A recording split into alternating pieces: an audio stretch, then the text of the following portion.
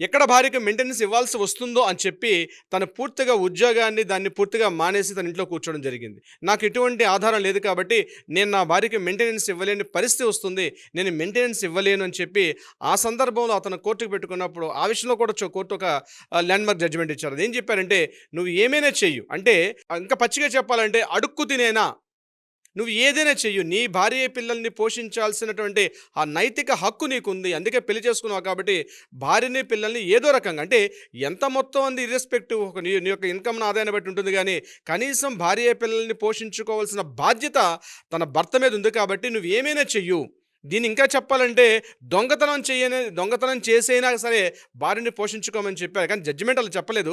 దొంగతనం అని. దాని తర్వాత విశ్లేషకులు కొంతమంది వాళ్ళు వర్ణించడం జరిగింది. అంటే నేను ఎందుకు ఈ మాట చెప్తున్నానంటే ఏమైనా చెయ్యు. అప్పు తీసుకొచ్చినా చెయ్యు.